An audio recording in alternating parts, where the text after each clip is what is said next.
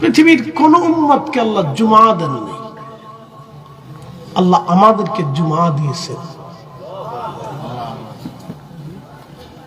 শুধুমাত্র এই উম্মতকে আল্লাহ জুমা দিয়েছেন। জুমার শুধু একটু ফজিলত বলি।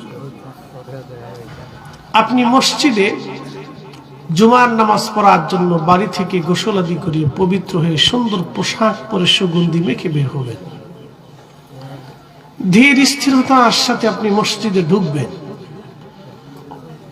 আদবের সাথে ইমাম সাহেব হুজুরের কাছাকাছি বসবেন, চেষ্টা করবেন।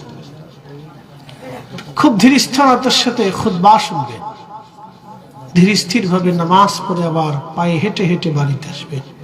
সুনান তিরমিজিতে আল্লাহর হাবিব বলতেছেন, উম্মত প্রত্যেক কদমে কদমে 1 বছর করে ইবাদত করলে এবং 1 বছর ধরে রোজা রাখলে যে নেকি হবে, আমার উম্মতের আমলনামা শুধু জুমার জন্য মসজিদে যাইতে আসতে প্রত্যেক কদমে কদমে কদমে কদমে 1 বছরের নেকি আল্লাহ আমলনামায় লিখে দেবে।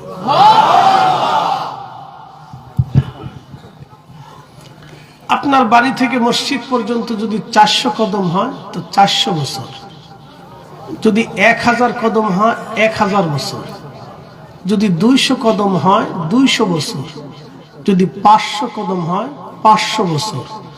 জুমা একদিন, কিন্তু সওয়াব হবে 500 বছরের, যে অন্য কোন নবীর উম্মতের ভাগ্যে জুটেই নেই। শুধু আমাদের নবীর উম্মত হওয়ার জন্য আল্লাহ এই মর্যাদা দিয়েছে। উম্মতের যদি এই মর্যাদা হয় তো রাসূলের মর্যাদা কত? ওই নবীর ইজ্জতকে যারা ছোটখাটো করে দেখে, আমরা তাদেরকে কখনোই মেনে নিতে পারবো না। কথা বলেন ঠিক না বেটে?